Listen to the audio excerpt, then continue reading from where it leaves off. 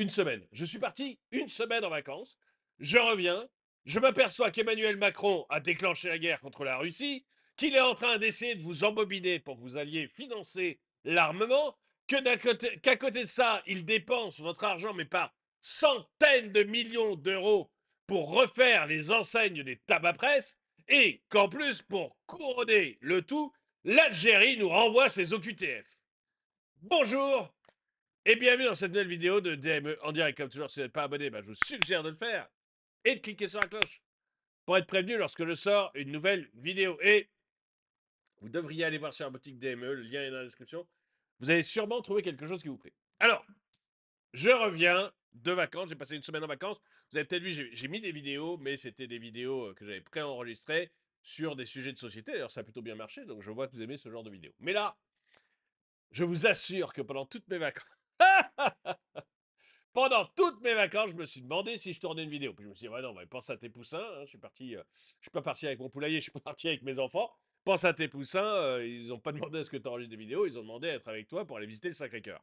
Donc, je n'ai pas enregistré d'autres vidéos, mais l'actualité me donnait une envie absolument folle. Et hier, j'ai craqué. J'ai envoyé un tweet pour rappeler tout ce que j'aurais dû faire comme vidéo et qui m'ont vraiment, mais vraiment démangé. Enfin, on a vécu une semaine de folie, hein, de vraie folie, grâce à notre Emmanuel, qui décidément est un véritable un génie. Ce mec aura mis la France par terre comme personne. Je crois que c'est de loin le plus horrible dirigeant que l'on ait eu depuis. Je sais pas. Je sais pas. Euh, depuis le baptême de Clovis, on n'a pas eu quelqu'un d'aussi horrible. Mais, enfin, qui a fait autant de mal à la France. C'est vraiment, vraiment impressionnant. Alors, je vais vous montrer deux, trois petits sujets. On va pas faire une vidéo longue, hein, mais je vais vous montrer deux, trois petits sujets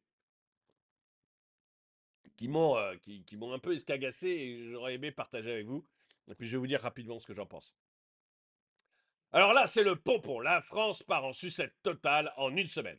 Macron joue les va-t-en-guerre, prêt à envoyer nos gamins se faire trouer la peau contre la Russie. Oui, parce que Alors, évidemment, c'est un hasard. C'est un hasard pur qu'en ce moment, on parle de remettre en place le service militaire et que Macron dise qu'il veut aller se battre contre la Russie. C'est un hasard pur et simple. Le gouvernement vous le promet. Voilà. Alors croyez-les, parce qu'après tout, ils nous ont jamais menti, ces gens-là. Hein. Vous avez bien vu le pass sanitaire, les trucs comme ça. Ils nous ont jamais menti, donc vous pouvez les croire. Il n'y a pas de doute là-dessus. Donc, ils veulent, oui. Et pendant ce temps-là, l'Algérie nous refourgue 3 OQTF. Des gars dangereux qu'on avait gentiment prié de dégager. Et nous, qu'est-ce qu'on fait? Eh ben, rien du tout, mon gars. C'est-à-dire que vous avez un président Macron qui pense être Napoléon et vouloir attaquer. Oh, moi, j'ai un grand respect pour Napoléon. Hein. J'ai un très grand respect pour Napoléon. Mais Emmanuel Macron n'est pas Napoléon, je pense qu'on est d'accord là-dessus.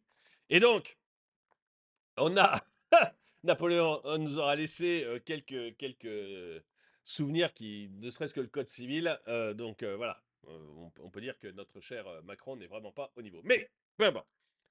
Il veut attaquer la Russie. Il fait le gros costaud, le mec vraiment qui va faire plier Poutine. Hein. On avait Bruno Le Maire, mais maintenant Bruno Le Maire, il est parti travailler. Alors je sais plus s'il est en Suisse ou en Norvège. Enfin, il a trouvé plein de boulot hors de France parce qu'il sait bien qu'en France il y a trop de taxes. Donc il a trouvé. Bruno Le Maire a trouvé plein de boulot hors de France et il l'a trouvé tout de suite d'ailleurs.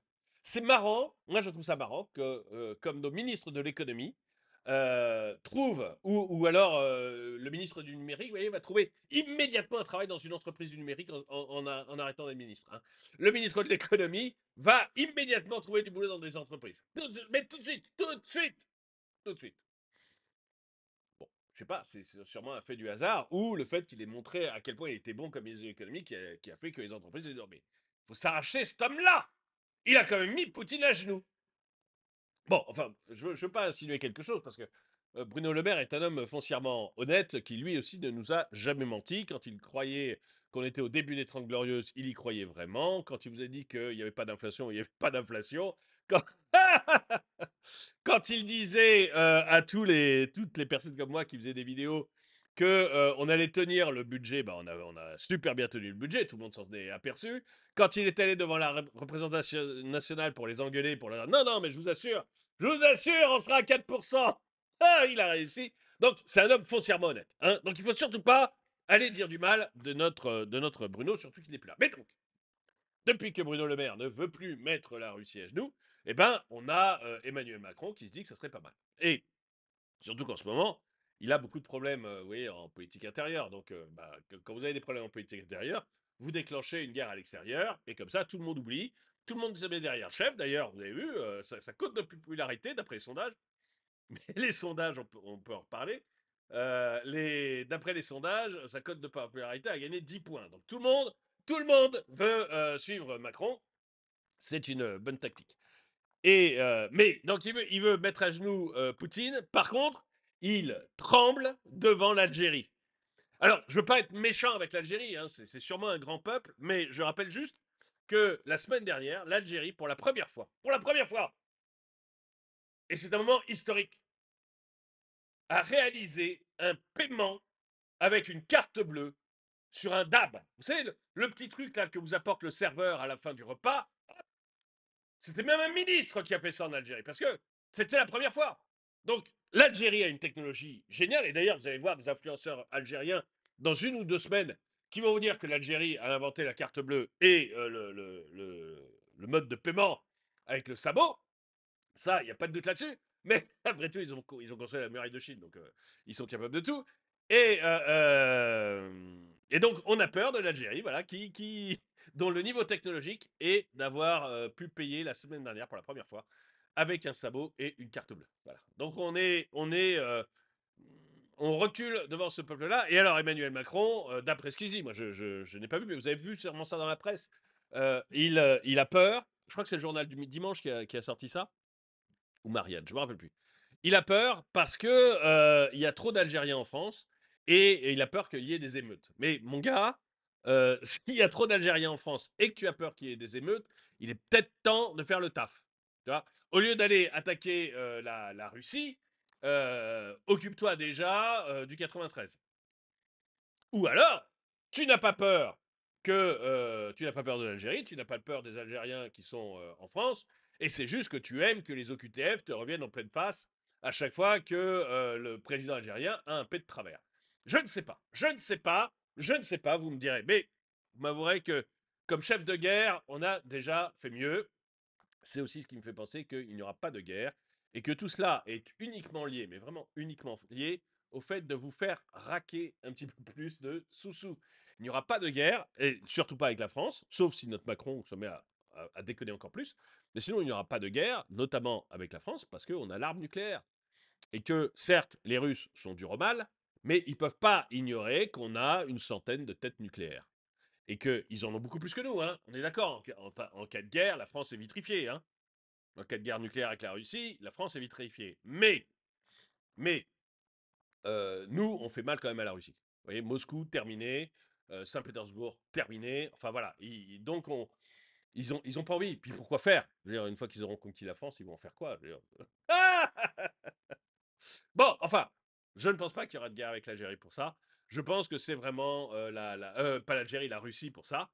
Je pense que le seul but de tout ça, c'est de vous faire oublier l'état dans lequel est votre pays. Vous effondrez, vous effondrez.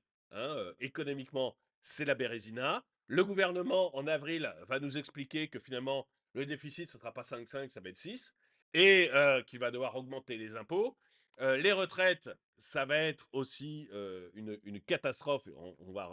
Donc, je ne sais pas s'ils essayent de supprimer la convention sur les retraites, là, je ne sais plus comment on appelle ça, le Barnum sur les retraites, ou s'ils essayent de faire en sorte qu'on n'en parle pas trop à la télé, mais mais les retraites, ça va être chaud aussi. Enfin, c'est pour faire oublier les agressions en France, vous faire oublier l'état dans lequel ces fous furieux ont mis la France. Bon, donc, en 1 semaine, Macron joue les en guerre, prêt à envoyer les gamins se faire trouver la peau en Russie. Et on offre des tablettes dernier cri à nos prisonniers, comme si c'était des mômes en colonie de vacances. Je ne sais pas si vous avez entendu ça, mais nos prisonniers s'embêtent.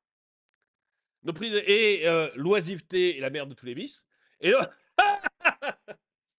Et, on s'est dit, bah, ça serait bien qu'on leur donne des tablettes pour qu'ils puissent jouer. C'est authentique, hein, pour qu'ils puissent jouer à des jeux vidéo et pour qu'ils puissent regarder la télé quand ils veulent. Donc on a acheté 125 millions d'euros de tablettes. Mais, comme c'est sorti dans les médias, comme on l'a tous entendu, comme on l'a vu à droite, à gauche, Gérald Darmanin a dit non, stop, on arrête. Terminé, regardez comme je suis fort, regardez comme je suis puissant, on arrête.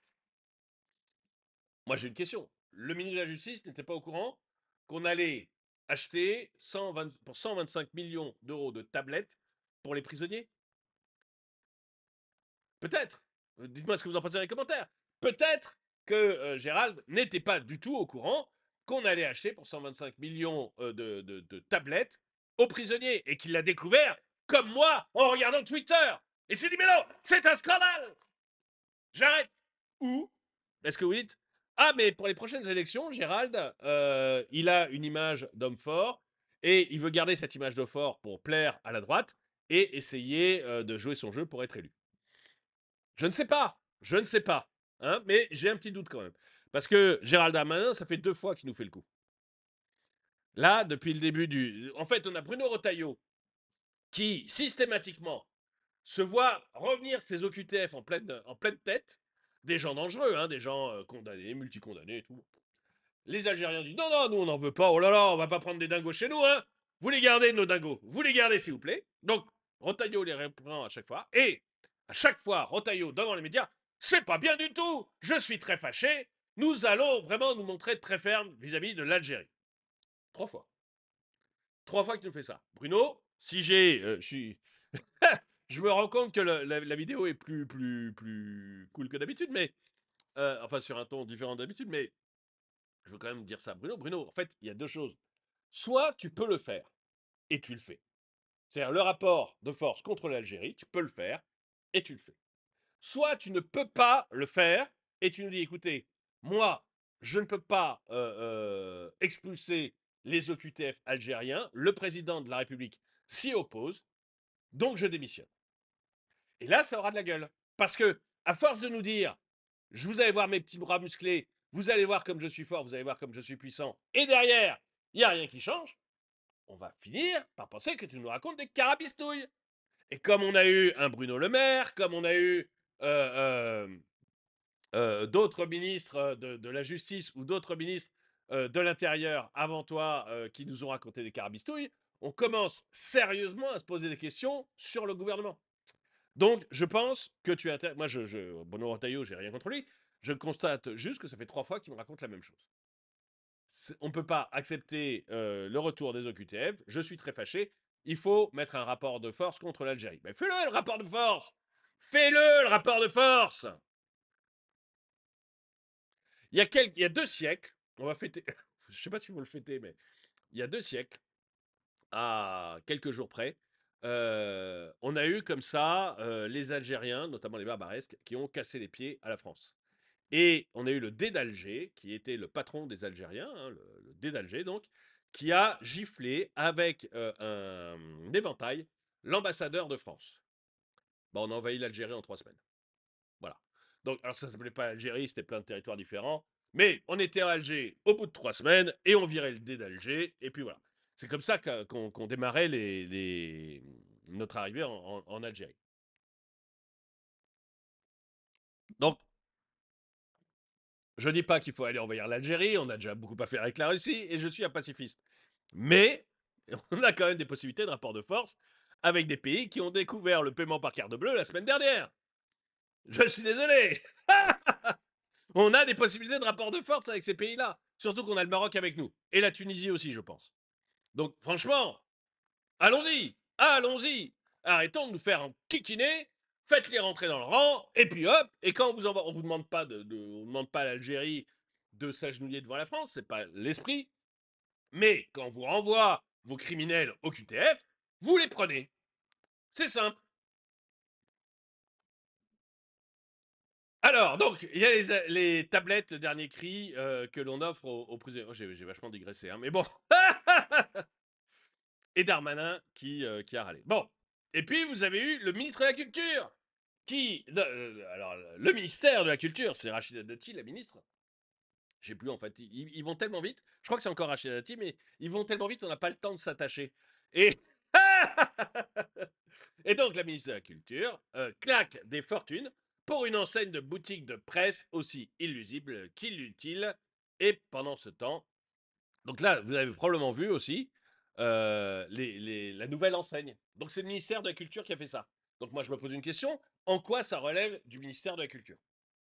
En quoi ça relève même d'un ministre de bosser sur les enseignes? Vous dites les tabacs presse, vous faites comme vous voulez, on n'en a rien à foutre. On n'en a rien à faire. Vous mettez votre enseigne, vous la mettez jolie, vous la mettez comme vous voulez, vous êtes des grands, c'est vous les professionnels, c'est vous qui savez ce qu'il faut vendre à vos clients, c'est vous qui savez quelle clientèle vous avez autour de vous, vous êtes des grands, vous êtes des pros, on va pas vous faire votre enseigne. Et c'est merveilleux parce que on est allé, je vais essayer de vous la trouver, l'enseigne, pour ceux qui ont vu la nouvelle enseigne de la presse. Je vais essayer de vous la trouver parce qu'en plus, on a réussi à la faire complètement illisible. Alors, hop, j'accepte ça. Ah oui, voilà, je vous la montre. Regardez, c'est merveilleux. Donc là, on a 120 millions d'impôts. Non, je suis pas sûr. Non, non, non, excusez-moi. Je me suis peut-être trompé. On va pas dire qu'on a 120 millions d'impôts, mais on a des impôts qui sont arrivés là. Voilà. Et qui ont payé ça. Est-ce que les tabacs presse n'auraient pas préféré une baisse de leurs impôts que le fait qu'on leur impose d'avoir un machin comme ça? Bon. En quoi c'est le taf d'un ministère d'aller faire ce genre de choses? Moi, ça m'épate toujours, surtout que c'est très moche et que ça n'a, à mon avis, aucun intérêt. Mais peu importe, c'est vos impôts! C'est vos impôts! L'effort de guerre, ça sera pour vous, ça sera pas pour eux! Attendez, flûte! Ah, mais et le gouvernement nous sort l'air de rien. Et votre épargne, là, on va la prendre pour financer une guerre dont tout le monde se contrefiche. Mais ils sont tombés sur la tête ou quoi? Alors, même chose pour l'instant. Pour l'instant, on vous assure, on vous garantit, mais alors la main sur le cœur, que vous ne paierez pas plus d'impôts et que cette épargne, ça sera volontaire. Vous allez prêter votre argent à l'État de manière volontaire. On vous le jure. La main sur le cœur. Je vous rappelle qu'on vous a juré, la main sur le cœur, que la vaccination ne serait pas obligatoire. Je vous rappelle qu'on vous a juré, la main sur le cœur, que les masques n'étaient pas utiles avant de les rendre obligatoires. Je vous rappelle qu'on vous a juré, la main sur le cœur, que le vaccin était efficace à 95%. Je vous rappelle qu'on vous a juré, la main sur le cœur, qu'il n'y aurait pas de passe sanitaire. Je vous rappelle qu'on a juré, la main sur le cœur, qu'il ne faudrait pas un passe sanitaire pour aller dans les restaurants. Moi, vous pouvez continuer à les croire, hein. Vous pouvez continuer à les croire, mais moi, je commence à avoir un véritable doute avec les trucs comme on jure, la main sur le cœur. Voilà. Il va falloir aller chercher cet argent et je peux vous dire que ils vont sérieusement s'intéresser à vos poches. Il manque la cerise sur le gâteau, France Télévisions. Ah, ça, c'est beau, ça. Ça, c'est beau aussi. Et là aussi, j'avais envie de faire une vidéo là-dessus. Mais France Télévisions, vous vous rappelez de France Télévisions? Vous avez 1000 salariés à France Télévisions, donc le top management, les 1000 du top management, qui ont la possibilité de faire 4000 euros de frais par mois. Et France Télévisions reconnaît elle-même que c'est de plus en plus des frais personnels. Donc les gars, ils ont besoin d'acheter du bain moussant pour leur maison. Hop, c'est France Télévisions qui paye. Enfin, c'est vous, hein? Parce que je vous rappelle, c'est vos impôts, hein? Donc 4000 euros par mois, en plus de leur salaire. Plus la possibilité de récupérer 1000 euros par semaine en liquide. En liquide. C'est une mafia. Élise Lucet n'a même pas vu. Elle y bosse. Élise Lucet, qui va voir tous les grands patrons pour leur casser les pieds sur vous auriez dû est-ce que c'est bien normal? Elle a même pas vu. Elle a même pas vu qu'à France Télévisions, Tout le monde se gavait sur le dos des gens. Peut-être elle d'ailleurs, je ne sais pas. Je ne sais pas si elle fait partie des 1000. Mais je trouve ça pas mal quand même, c'est savoureux. C'est savoureux. Et c'est vous qui payez. Et c'est vous qui payez. Parce que vous êtes des imbéciles. En tout cas, ils pensent que vous êtes des imbéciles. Il faut être clair. Quand on en est là, à savoir à quel point on peut vous arnaquer, à quel point en fait tout est permis, c'est qu'on prend le peuple pour un imbécile. Voilà, c'était mon résumé de la semaine. J'ai fait un peu rapide, mais voilà. Je voudrais vous poser une question. Avant de finir, je voudrais poser une question sur la guerre en Russie. Il y a des sondages qui sortent sur BFM, sur d'autres médias, qui nous disent que 60% des Français sont pour qu'on envoie l'armée.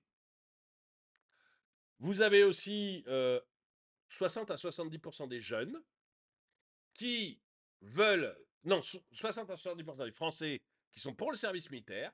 Et parmi les jeunes, vous en avez 40% qui sont prêts à aller servir en Ukraine. Est-ce que vous croyez qu'on se fout complètement de nous? Que tout ça fait partie d'une propagande, il n'y a pas d'autre mot. Est-ce que vous croyez qu'on se fout complètement de nous et que tout ça fait partie d'une propagande? Ou est-ce que vous croyez que vraiment 60% des Français sont pour la guerre en Ukraine et aller se battre en Ukraine? Est-ce que vous croyez vraiment que 40% des jeunes sont prêts à aller mourir pour, pour la France, enfin pour la France, pour l'Ukraine? Dites-le moi dans les commentaires. Mais moi, je veux juste vous rappeler un truc, hein. La guerre, c'est ça, hein. Toutes les pièces du milieu se font massacrer et saignent. Et à la fin, le roi et la reine vont au restaurant avec le roi et la reine adverse. Non, mais il faut être très clair. C'est-à-dire que s'il y a la moindre chance que Macron se fasse tuer, il n'y aura pas la guerre. Il n'y aura pas la guerre. Lui, ce qu'il veut, c'est pouvoir vous envoyer vos enfants et vous envoyer vous à la guerre et derrière discuter avec Poutine, discuter avec Trump autour d'un bon repas pour savoir qui a gagné. J'ai adoré ce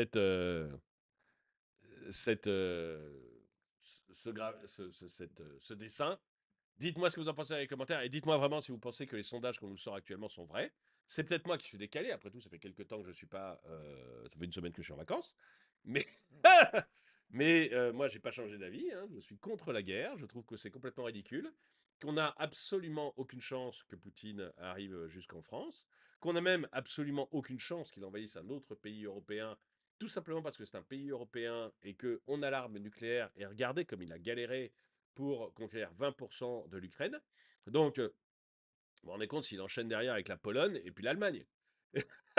Donc, il n'y a absolument aucune chance. Et puis, le jour où il commencera à bombarder l'Allemagne, bon, là, on pourra vraiment se poser de questions.